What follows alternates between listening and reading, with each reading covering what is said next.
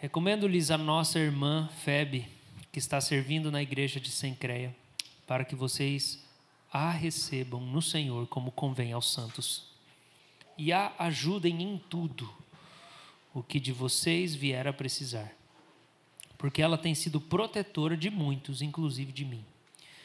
Saúdem Priscila e Áquila, meus cooperadores em Cristo Jesus, os quais pela minha vida arriscaram a sua própria cabeça. E isto lhes agradeço, não somente eu, mas também todas as igrejas dos gentios. Saúdem igualmente a igreja que se reúne na casa deles. Saúdem meu querido Epêneto, primeiro fruto da fé em Cristo na província da Ásia. Saúdem Maria, que muito trabalhou por vocês. Saúdem Andrônico e Júnias, meus parentes e companheiros de prisão, os quais são bem conhecidos entre os apóstolos e estavam em Cristo antes de mim. Saúdem Amplieto, meu querido amigo no Senhor. Saúdem Urbano, que é o nosso cooperador em Cristo, e também meu amado Estaques.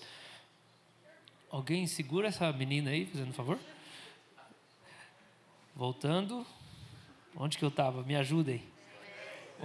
A gargalhada descontrolada me roubou. 10. Saúdem Apeles, aprovado em Cristo. Saúdem os da casa de Aristóbulo. Saúdem meu parente Herodião. Saúdem os da casa de Narciso, que estão no Senhor. Saúdem Trifena e Trifosa, dupla sertaneja da Grécia, as quais trabalham no Senhor. Saúdem a querida Pérside, que também muito trabalhou no Senhor. Saúdem Rufo, eleito no Senhor, e igualmente a mãe dele, que também tem sido mãe para mim.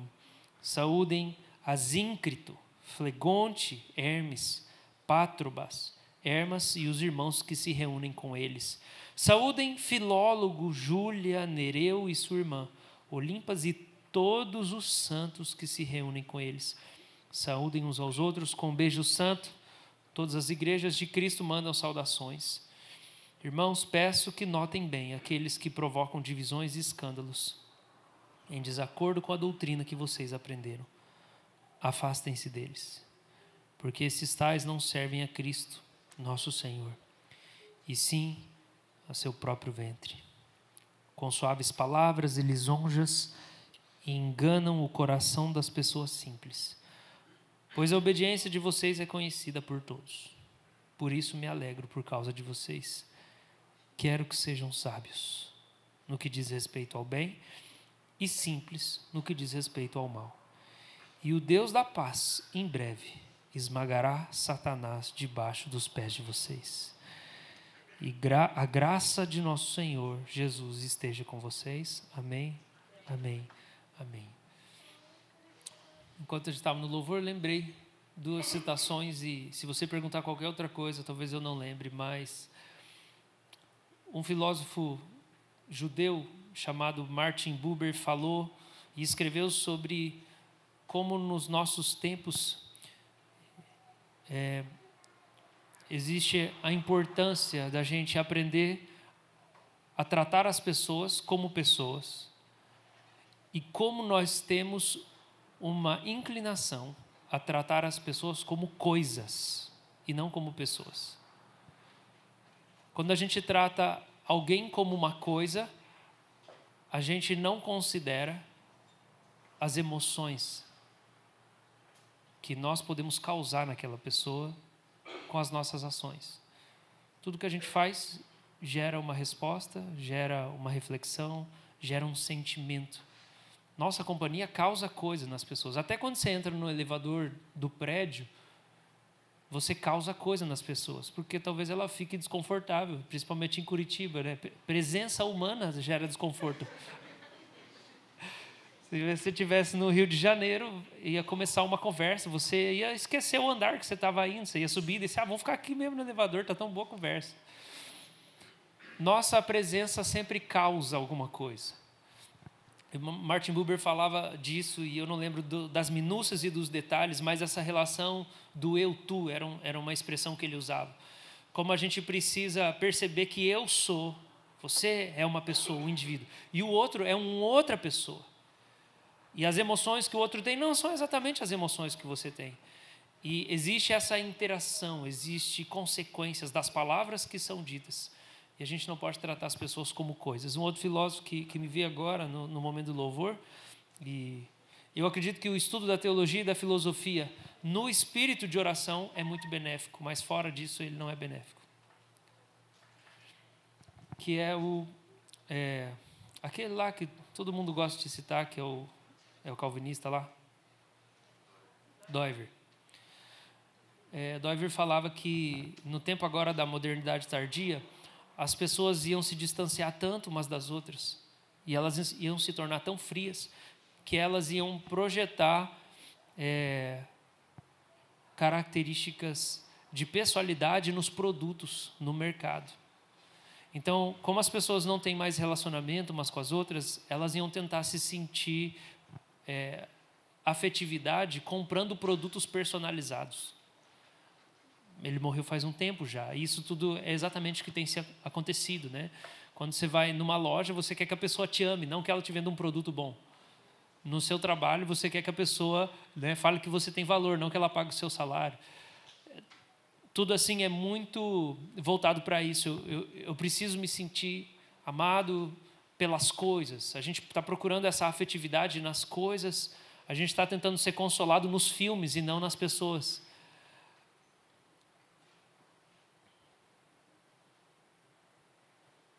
Esse é um sinal da decadência da fé cristã no meio dos crentes. Esse é um grande sinal. Quando a gente olha para essa passagem aqui do apóstolo Paulo, em que ele vai saudando um monte de gente, e agradecendo e citando pessoas, e ele vai citando por quê que ele lembra dessas pessoas. Eu acredito que o coração de todo esse capítulo é o versículo 2, quando ele fala para os irmãos da igreja de Roma. Eles iam receber Febe. Febe provavelmente estava trazendo a epístola que Paulo escreveu para os romanos. E eles não sabiam quem ela era. Então ela ia chegar e entregar a carta, eles iam ler a carta, e depois de ler toda a carta, no final, ele ia falar, então, essa mulher que entregou é a Febe. E ele começa a dar orientações sobre ela. Mas Paulo faz uma colocação no versículo 2, que eu acredito que é o centro da carta, que é: recebam-na no Senhor como convém aos santos. O tema de Paulo aqui, na abordagem dele, é que existe um jeito que um santo recebe outro santo. É disso que ele está falando. Recebam essa irmã. Vocês não conhecem ela, vocês não sabem quem ela é, mas ela é uma irmã, ela é uma santa. Recebam-na no Senhor como convém aos santos, como combina, como é digno do santo. O apóstolo Paulo está trabalhando aqui em diante como um santo deve receber outro, como ele deve tratar outro. E daí ele começa a elogiar um monte de gente, porque é disso que ele está falando. A gente precisa reconhecer o valor das outras pessoas. E uma grande ameaça para nós é isso. A gente precisa estar ciente disso. E eu quero colocar esse alerta como se fosse um outdoor, assim, ó, brilhando para você. Talvez o individualismo seja um dos maiores e maiores e maiores inimigos da igreja moderna. Porque existe a capacidade da gente fazer a nossa vida ser muito privada, muito pessoal, muito particular, e ninguém participa dela. Existe um jeito da gente construir essa vida em comunidade, na igreja, onde a gente participa das coisas, mas ninguém conhece o nosso interior.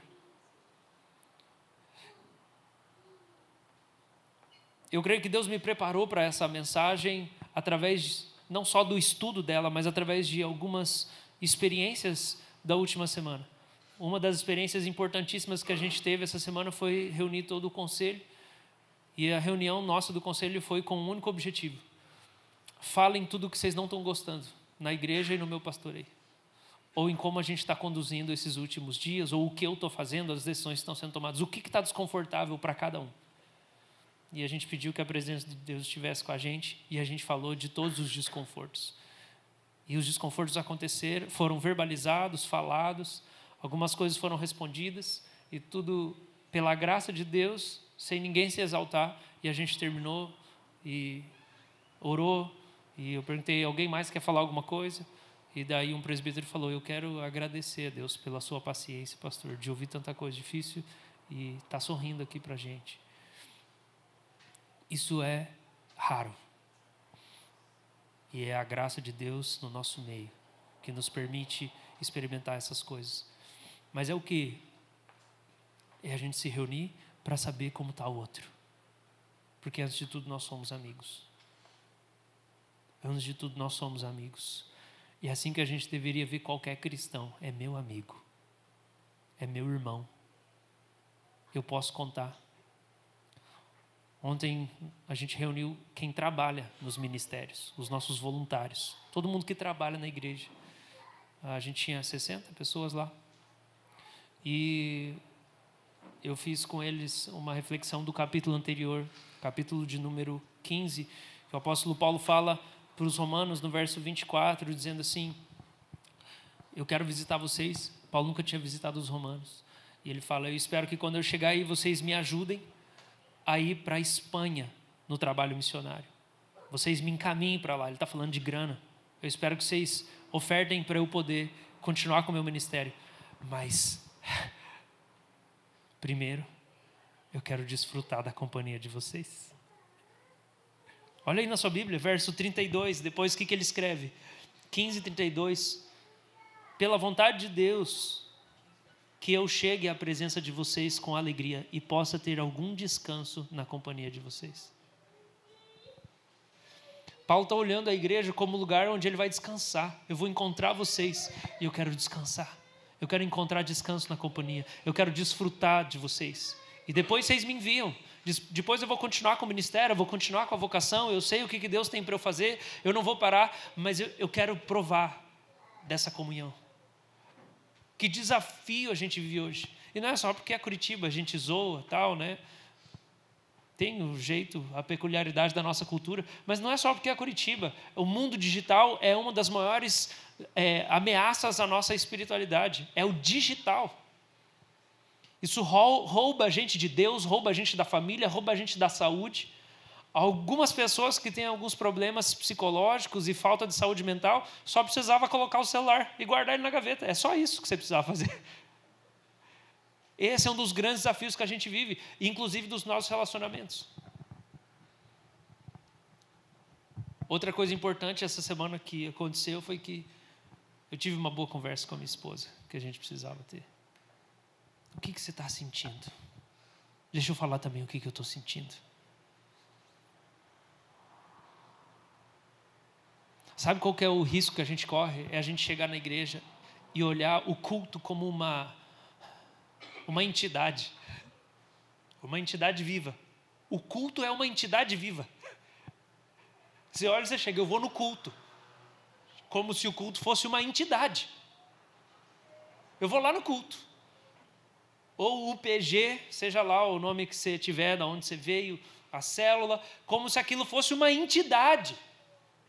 Eu vou lá no culto, eu vou lá no grupo, eu vou lá no negócio, como se aquilo não fossem pessoas que estão se esforçando para fazer aquilo, que estão tentando construir aquele momento, dar aquele estudo, preparar aquela casa para te receber, arrumar, chegar mais cedo, a gente considerar as pessoas como coisas.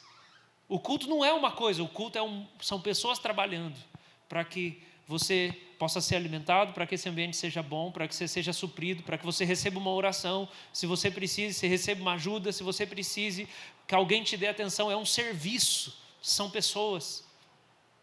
E geralmente a gente está vivendo com pressa demais ou distraído demais para prestar atenção no que aquelas pessoas estão sentindo quando elas estão entrando em contato com a gente. O que elas estão sentindo? O que está passando pela cabeça delas? Quando a gente vê a história da espiritualidade, alguns monges, existia uma palavra que colocavam para a atitude deles, para o serviço deles, e chamavam que eles faziam a cardiognose.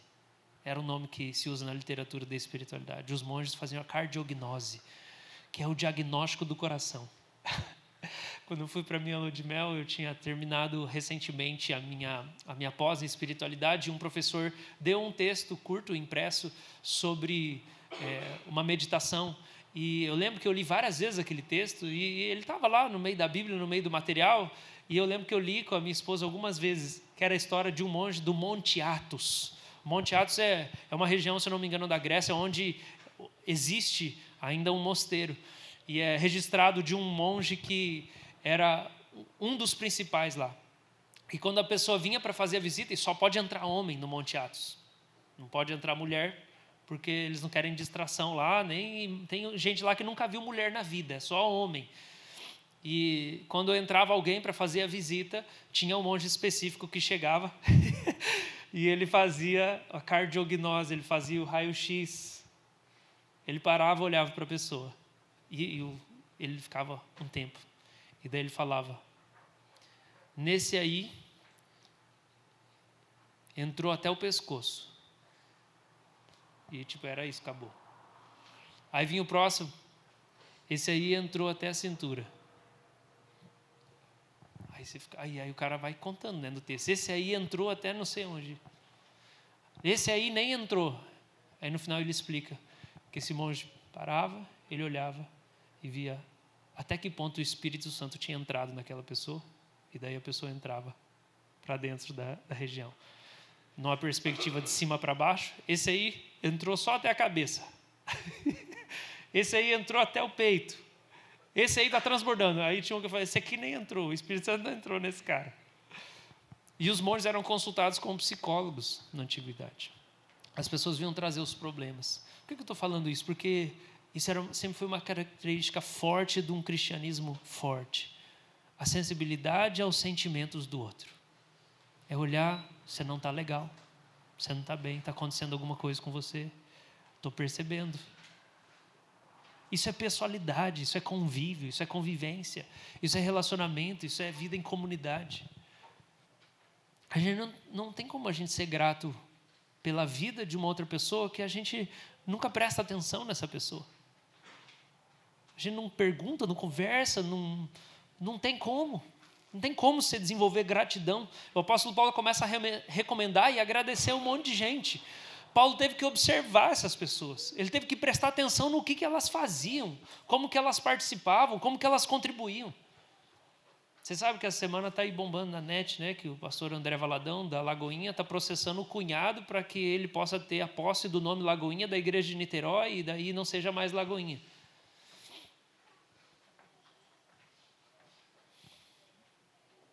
Tem como não, gente. Eu não estou prestando atenção em nada do outro. Virou uma coisa, entende? Igreja virou uma coisa. Ela virou um negócio que eu faço, um negócio que eu participo. É uma carreira, é um negócio que eu invisto. E a gente corre o risco de entrar nisso. Porque isso é o ar que a gente respira na nossa cultura. E isso é a falência da fé cristã. A falência da fé cristã. Jesus fala que quando se multiplicar a iniquidade, o amor vai acabar. Acabou o amor. Acabou se preocupar. Como que a pessoa está? Ter sensibilidade, ouvir, prestar atenção. Ver, cara, você não está legal, né? O que está acontecendo? O apóstolo Paulo fala que tem um jeito conveniente da gente tratar os santos. E tem um jeito que é inconveniente.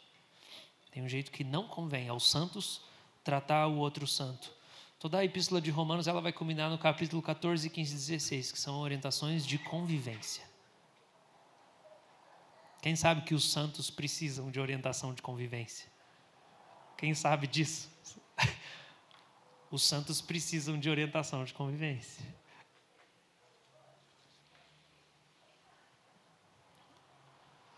Bento de Núrcia, que criou a ordem dos monges beneditinos, quando ele estabeleceu a ordem dos beneditinos, nos mosteiros ele criou uma regra entre os monges. E uma dos votos que o monge tinha que fazer era chamado de voto de estabilidade.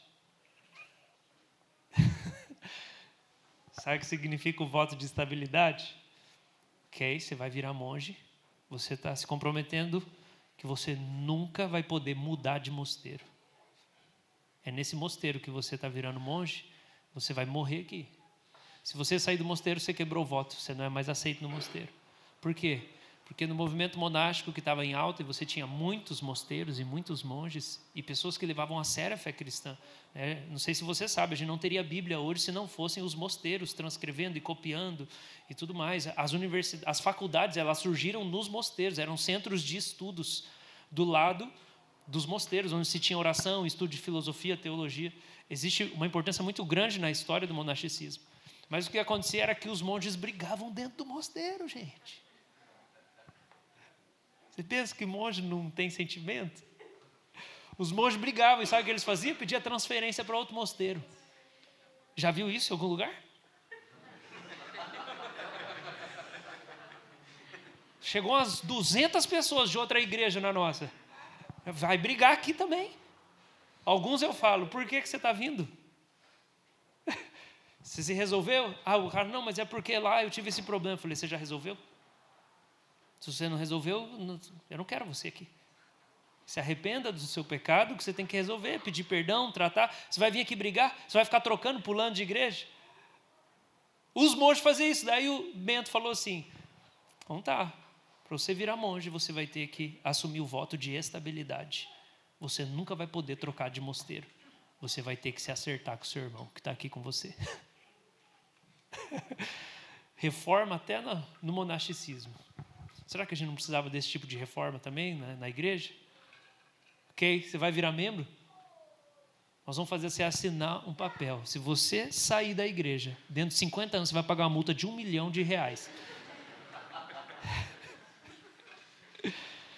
Vai tudo para trabalho missionário. Está lá, ninguém vai ficar com esse dinheiro. Você não vai poder parar de congregar. Se ficar um mês sem, vai chegar lá uma notinha. Ó, você tem mais uma chance.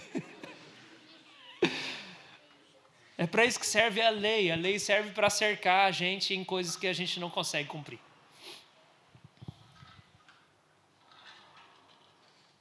O apóstolo Paulo, então, fala da convivência dos santos. Existem regras, existem normas, existem princípios que tem que nortear os santos. Sabe por quê, gente? Porque a verdadeira santidade é provada no convívio com os outros santos.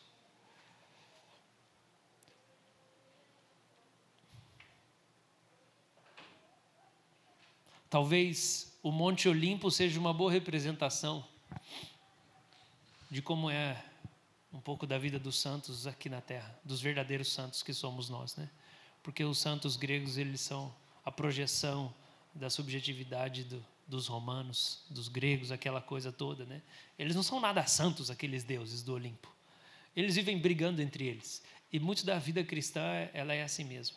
E a verdadeira santidade, ela é demonstrada na convivência com outros santos. Tive uma pessoa que trabalhava em casa que ela comia o pote de Nutella inteiro. Ela trabalhava na minha casa e ela comia o pote de Nutella. E eu ficava bravo. Eu paguei esse pote de Nutella, não é barato, eu fui no mercado. Teve um dia que eu estava indo no caminho, já estava fazendo story. A gente foi no mercado, enchendo o carrinho, eu estou triste. Ela, por quê? Eu não vou comer essa comida. Eu sei que eu vou chegar em casa, eu vou pôr na despensa. Eu não quero comer tudo hoje. Só que não vai dar tempo da semana que vem. Porque essa pessoa que trabalha em casa vai comer tudo. É aí que a santidade é provada, irmãos. A santidade é provada no convívio. Por isso que pastor presbiteriano tem um ditado. Sabe a paráfrase da Bíblia do Eugene Peterson? Os presbiterianos fizeram uma outra paráfrase. Jesus disse, na vida tereis o quê? Aflições. O pastor presbiteriano, ele tem um dito, na vida tereis presbíteros. Por quê? É o convívio.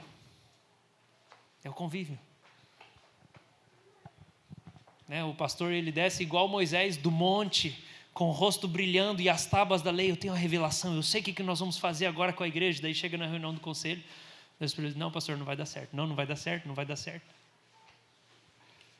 É agora que a santidade é provada. É agora. Casamento não é assim? Você quer gastar com isso, a pessoa não quer gastar dinheiro com esse negócio aí.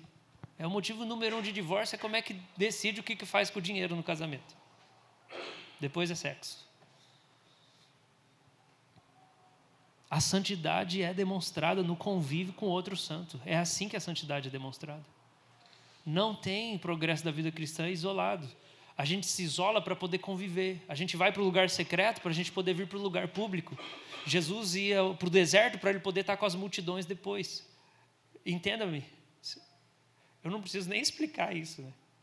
Para mim é indispensável que você fique sozinho, que você fique sem comer, não morra, não para sempre, mas jejue, faça silêncio, é indispensável. Você tem que fazer isso todo dia, pelo menos um pouco. Mas o objetivo disso é que você ame melhor. Esse é o objetivo. É que você possa chegar no fim da sua vida, igual Paulo chegou no fim da carta, ou você pode chegar no fim do ano, igual Paulo chegou no fim da carta, e você pode agradecer um monte de gente. Ou, em vez de só ficar pensando nos defeitos delas. Isso aqui é santidade. Santidade é, depois de escrever uma obra dessa, doutrinária, depois de ter um monte de cicatriz no corpo, eu quero agradecer o povo que está congregando lá na casa do Narciso. O que é Narciso? O que eles estão fazendo? Não, eles só estão reunindo lá para o culto, mas eu quero agradecer que eles estão indo no culto, eles estão fazendo a fé ir para frente.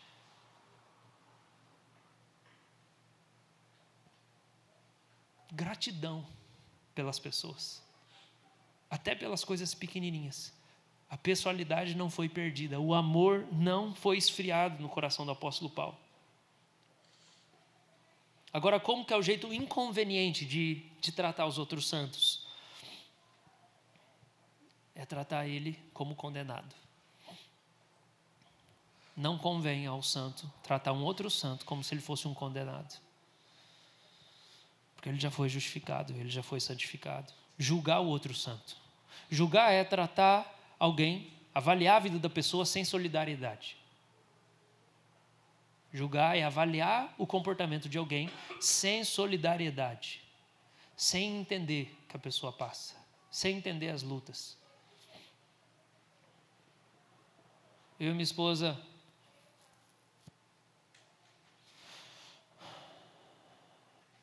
lembramos essa semana de uma pessoa que tem uma condição familiar delicada. E ela falou, nossa, fulano deve sofrer com isso. Eu fui atingido por aquela lembrança. Pensei, nossa, nunca pensei nisso.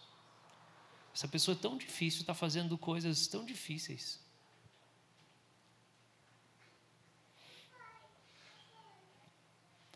Eu nunca tinha pensado como essa condição da família pode ser tão pesado para carregar. E o quanto essa pessoa pode se sentir rejeitada por Deus, porque a família está passando por esse negócio.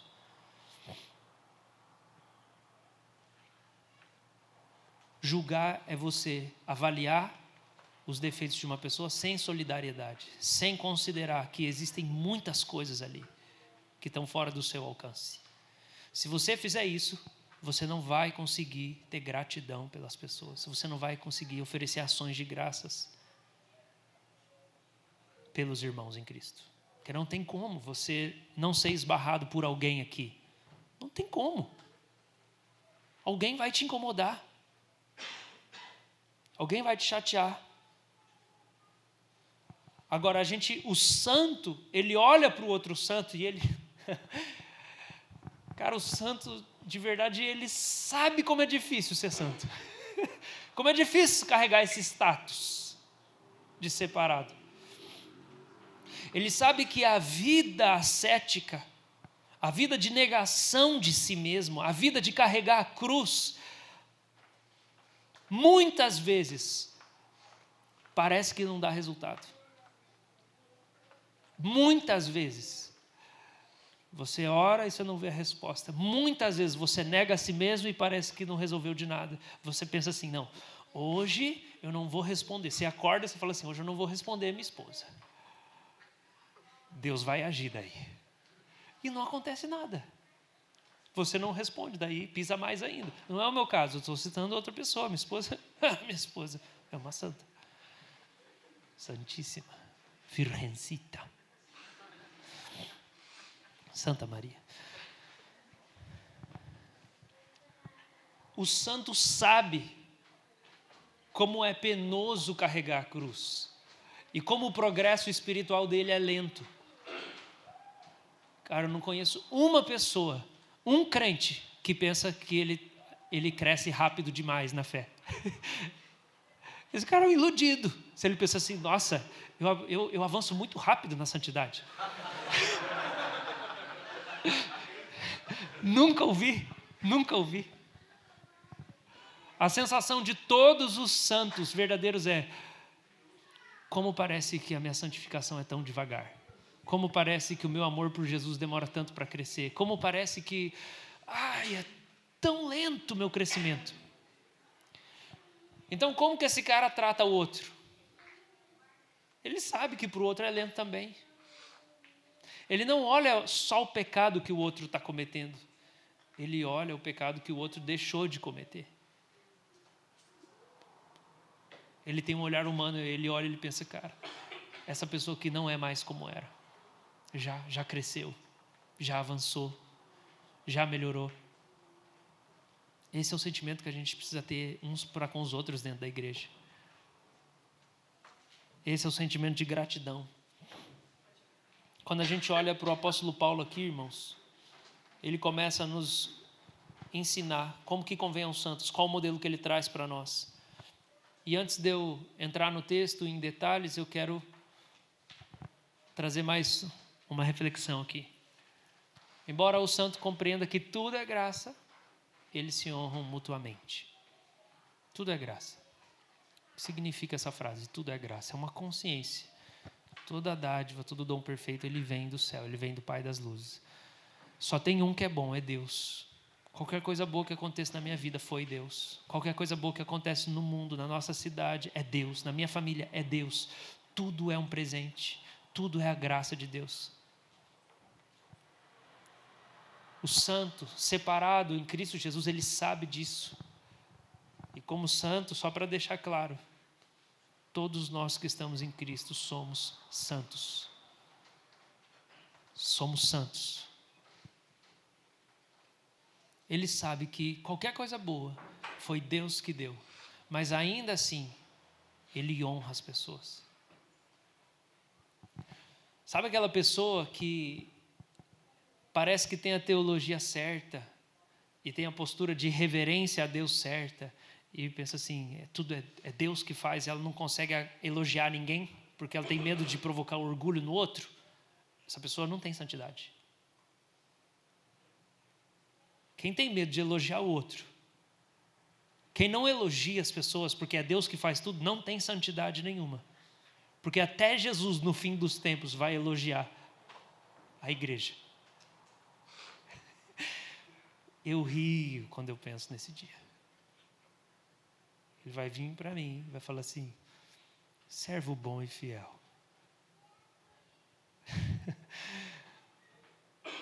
Eu vou tirar uma pira nesse dia. Tá vendo, irmão? Você que saiu da igreja, falou de mim, olha o que ele está falando aqui. Ó.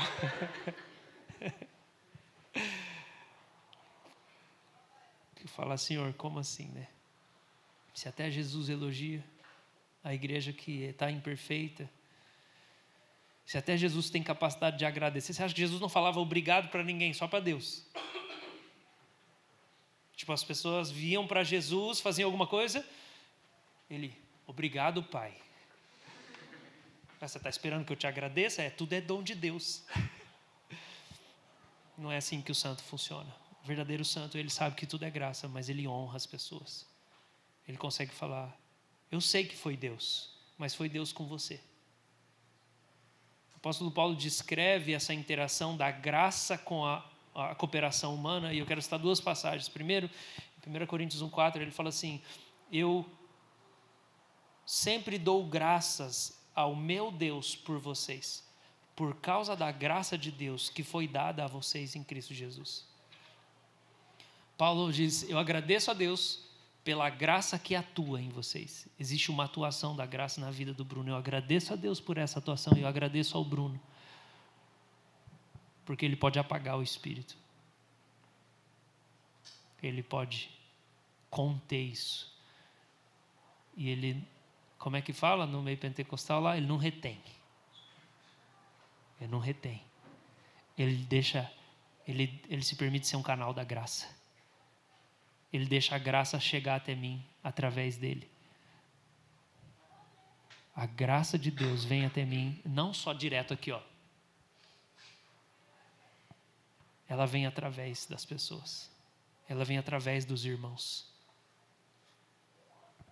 Um outro texto que Paulo fala, daí ele está falando dele mesmo. Eu trabalhei mais que todos os apóstolos, não eu, mas a graça de Deus em mim.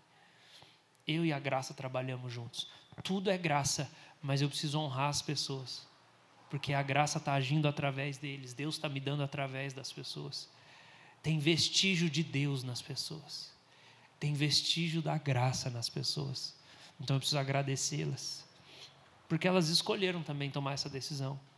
De ser uma bênção, de servir, de amar, de estar presente. Nenhuma espiritualidade sadia é isolada. Ela é comunitária. A gente precisa sentir o outro. Eu ia encontrar um amigo essa semana, eu estacionei o carro, daí parou um cara. E daí ele começou a falar comigo. Ele não tinha dentes na boca. E começou a falar que ele veio de Maringá. E daí ele estava aqui. E tem um bebê de 8 meses e um filho de 5. E ele veio para um trabalho, e o trabalho não deu certo. E aí ele está procurando alguma coisa. Falei, tá, o senhor é de onde? De Maringá.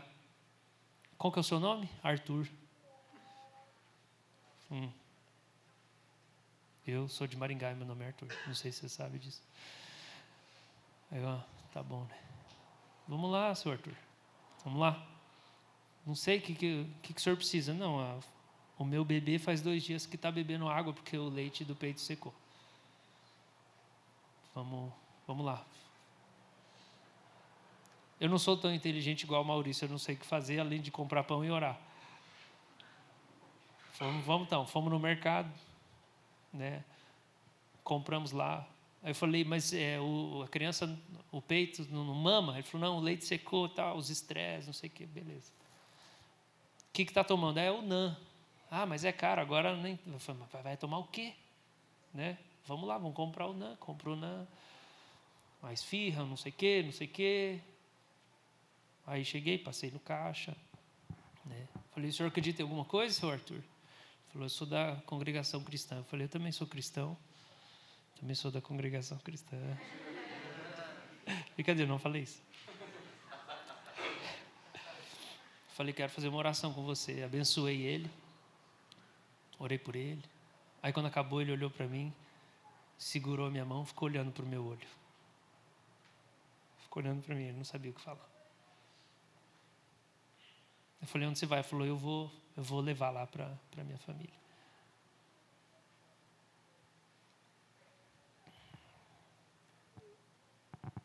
A espiritualidade de Jesus envolve as pessoas, outras pessoas. Não é só a sua experiência pessoal, o seu crescimento teológico, envolve comunidade. Paulo demonstra isso para nós. Porque tem gente na vida da igreja que rala e não se sente honrada. E isso é importante para Deus. Deus não é injusto. Deus não é injusto. Então Deus deseja que a gente aprenda a honrar as pessoas, elogiar as pessoas, verbalizar a importância delas. Mas deixa eu dizer uma coisa. Não é sempre que vai vir, tá? Não é sempre que você vai ser honrado. Não é sempre que quem mora com você vai reconhecer tudo que você faz. Não é sempre que a pessoa da sua igreja, para quem você serviu e cuidou, não é sempre que isso vai acontecer. E esse vai ser um convite de Deus para você acreditar que Ele te honra, que Ele te elogia, que Ele fala, filho, eu estou feliz com você. Eu vou dizer para você que quando você ouve Deus falando que Ele está feliz com você, é mais valioso do que todos os elogios de todas as pessoas. Saber que você é aprovado por Deus. Nada supera isso. E tem uma coisa, a gente fica viciado nessa aprovação na hora que a gente experimenta. É viciante você ouvir Deus falando que Ele te aprova. E daí você vai começando a deixar, não ligar mais se as pessoas não reconhecem. Porque ouvir Deus te honrar, meu Deus, que coisa deliciosa que é. O coração da gente enche, Deus falando assim, eu estou feliz com você. Você está fazendo o que você tinha que estar fazendo. É isso, meu filho. Não tem reprovação humana que derruba a gente, quando a gente está convicto de que Deus nos aprova. No entanto, ainda importa para Deus que a gente verbalize e seja um canal dessa honra. Eu quero que a gente olhe um pouco o apóstolo Paulo fazendo isso, porque ele fala de Febe, ele fala que ela foi protetora, patrona. Então ele começa recomendando a irmã Febe, no capítulo 16, verso 1, ou para quem gosta de Friends, Phoebe. Está servindo na igreja em Cencreia. Ela pega a carta, vai levar. Paulo fala para recebê-la e ele fala que ela foi protetora. A palavra protetora aqui é patrono, patrona, que também é traduzido como benfeitora. O significado disso é que, em geral, uma pessoa abastada ou rica, né, permitia que os membros da igreja se reunissem na sua casa. Normalmente o patrono era um membro honrado e importante do grupo, e a influência social dele podia ser significativa. Então, provavelmente o que aconteceu? Febe recebeu Paulo com hospedagem, recebeu ele com recursos materiais e também usou a influência social dela para impedir a perseguição de chegar, não só nele, mas em outras pessoas. Então ele fala, agora vocês recebam ela. E ele fala, ajudem-na no que precisar. Só que essa palavra ajuda aqui, ela significa assistir materialmente. Então ele está falando, vocês também vão materialmente supri-la. Gente, isso é honra, entenda. Ele fez questão de, no final da carta, eu não posso esquecer. Eu não posso esquecer de compartilhar o valor dessa pessoa aqui para a igreja de Roma. Lembra de Paulo? Lembra da perspectiva dele? Lembra que o que pesava no coração dele era a preocupação com todas as igrejas? Lembra dos milagres extraordinários? Lembra de ressurreições, do evangelho correndo, de multidões sendo tocadas? Eu não posso esquecer de Febe. Cara, é isso. Que Deus faça grandes coisas por meio de você, mas que você jamais deixe de ser grato por um ato de generosidade de alguém que passou pela sua vida. Que você não perca a sensibilidade, que você não perca o coração. Paulo, depois, a partir do versículo 3, fala de Priscila e de Áquila. Fala que são cooperadores em Cristo Jesus. Arriscaram a própria cabeça por causa de Paulo. E ele diz que a igreja inteira agradece. E ele fala no verso 5 que tem uma igreja que se reúne na casa de Priscila e de Áquila. Quem que são eles, irmãos? Eles são líderes de igreja. Primeiro, vamos lembrar, eles acolheram Paulo em Corinto, e eles já tinham aberto as portas da casa para hospedar Paulo. Eles vão com Paulo até Éfeso, lá eles orientam Apolo e explicam sobre o evangelho. Provavelmente Priscila, o nome feminino, o nome dela vem antes do esposo, porque o dom dela de ensino pode ser que se destaque mais, porque não é comum colocar o nome da mulher antes do nome do marido. Pode ser que o dom de ensino dela se destaque mais. E aqui Paulo está honrando ela por causa disso, por toda a história de generosidade, de abrir as portas de casa. E Craig Kinner comenta que em Roma tinham muitos mezaninos que ficavam em cima das lojas das pessoas. E possivelmente Áquila e Priscila vivessem nessa oficina de artesanato. Então tinha a oficina embaixo, o mezanino em cima, onde eles dormiam. A igreja devia se reunir lá. Gente, não tinha muitos quartos as casas, as coisas eram menores na antiguidade. E Paulo faz questão de agradecê-los, que é honrá-los. Lembra também que eles tiveram sociedade com Paulo? Lembra quando Paulo um tempo fez tenda? Gente, fala sério, trabalhar com o apóstolo Paulo, brabo do jeito que esse homem é, a pessoa tem que ganhar um quadrinho. Você fala, honra esses daí que eles foram meus sócios nos negócios. Paulo elogia 6 homens e 6 mulheres pelo trabalho. Isso para que a confirmação do ministério dessas mulheres fique muito clara. Depois a gente tem também um outro feminino, antes de eu passar, porque esse é um texto muito citado no que diz respeito ao ministério feminino. Quando chega para falar, no verso 7, Andrônico e Júnias. Júnias é o nome feminino, provavelmente esse é um casal. Ele fala que são parentes dele, companheiros de prisão. E fala que eles são conhecidos entre os apóstolos. Diversos acadêmicos vão falar que isso pode significar que eles são apóstolos notáveis. Não que eles são notáveis entre os apóstolos, esse seria o significado. Não é só assim, os apóstolos prestam atenção neles, não, mas que eles são apóstolos que se destacam. E com isso significaria que esse casal tem o dom apostólico, tanto o marido como a esposa. E Paulo também faz questão de honrá-los. E daqui para frente ele vai citando diversas coisas, como cooperadores que trabalham juntos no evangelho. Ele 3 vezes usa a expressão de pessoas que trabalharam muito, muito trabalho, que significa trabalhar até ficar cansado, esforço e fardos emocionais. Ele agradece de novo por terem arriscado a cabeça e ele honra, ele faz questão de saudar, né?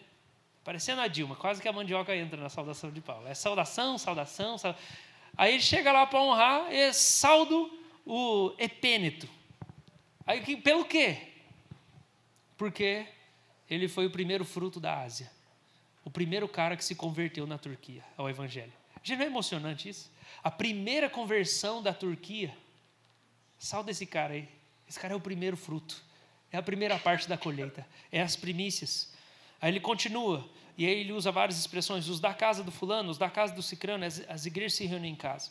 Quando ele cita o nome, provavelmente aquela pessoa era o líder da igreja. Depois tem o Aristóbulo. Eu acho importante destacar isso. Que era neto de Herodes o Grande. Então alguém com uma alta posição social.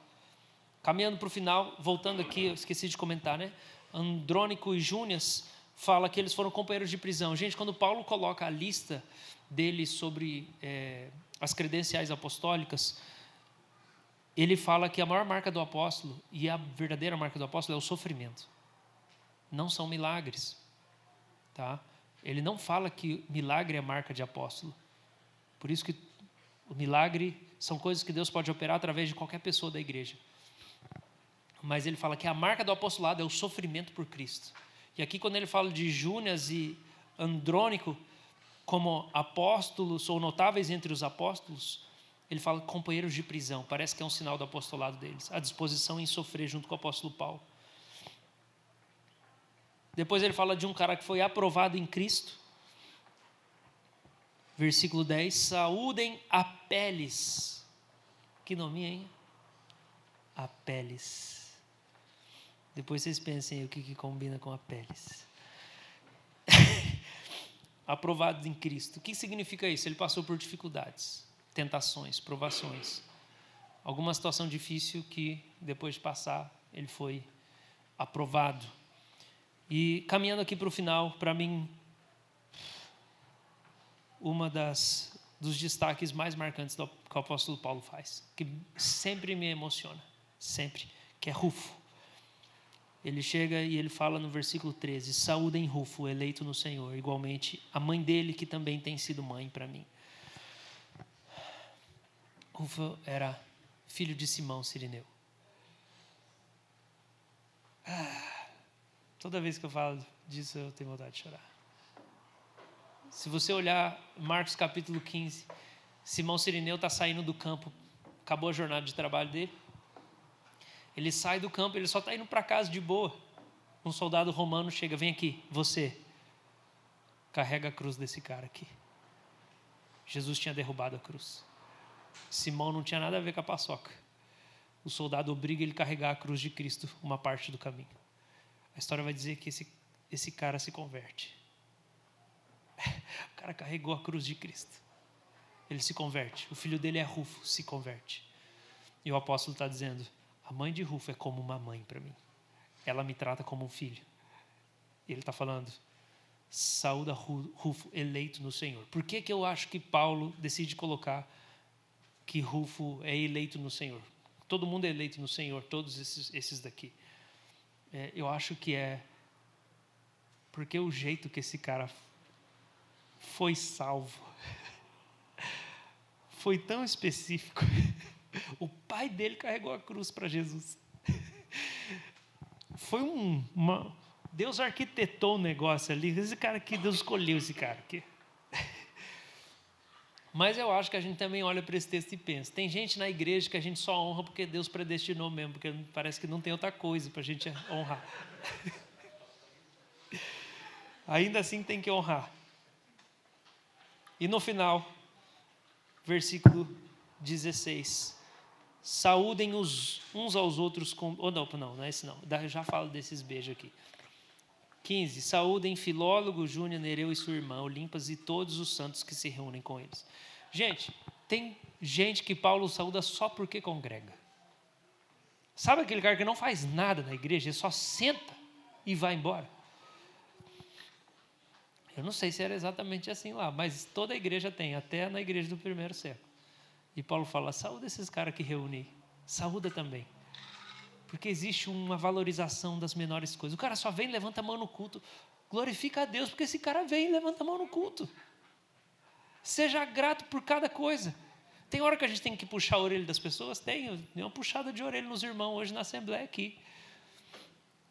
Mas isso não pode excluir a honra que a gente precisa dar para as pessoas. Até pelas menores coisas. Sabe, obrigado por cantar no louvor. Tem gente que nem canta. Glória a Deus. Deus honra cada coisa que a gente faz. E a gente é chamado para cultivar essa gratidão no nosso coração. Antes da gente finalizar, verso 16. Só para eu poder sentir que eu expus o texto inteiro, porque no primeiro eu tive que correr. Vamos lá. Gente, esse negócio dos beijos era beijo na boca mesmo, tá?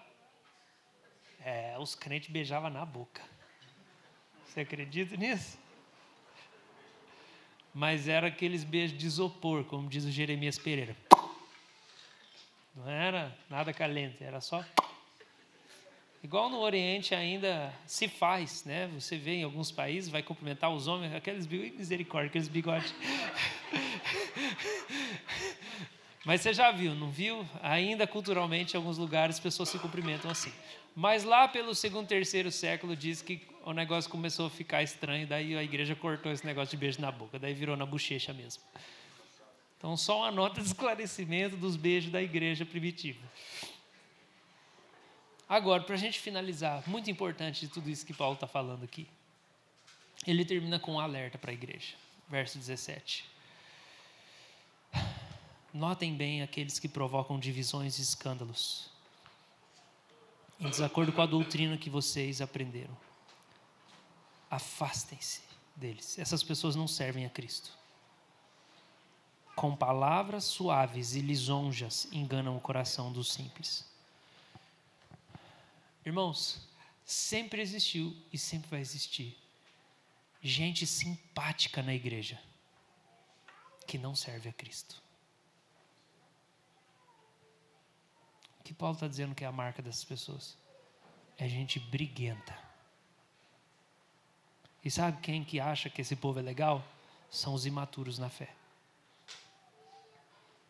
A verdadeira santidade te afasta de pessoas. Quando eu falo sedutor, é que a pessoa é muito legal. Sabe a pessoa muito legal? Que compra um sorvete para você? Nossa, quem compra um sorvete para mim, ó. Eu considero, eu falo, nossa, que pessoa legal. Eu amo sorvete, né? Presente de aniversário, então, você fala, nossa, essa pessoa é muito legal. Se deu ao trabalho. Eu acho trabalhoso.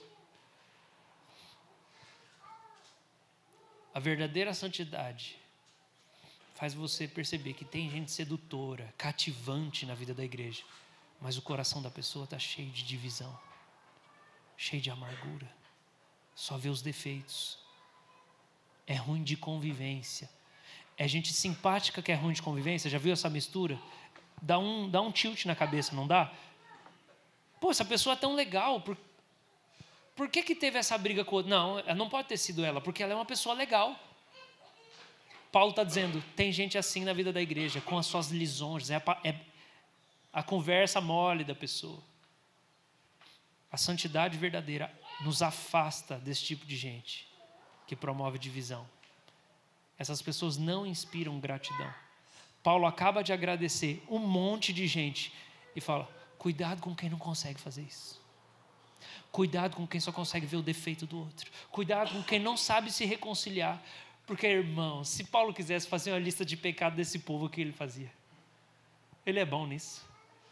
Ele tem um monte de lista de obra da carne, de pecado, de coisa que o povo faz. Romanos mesmo. Vai lá para o Romanos capítulo 1, lista de pecado, tranquilo. Paulo vai fazer, vai falar até que o povo inventa novas maneiras de pecar, tranquilo.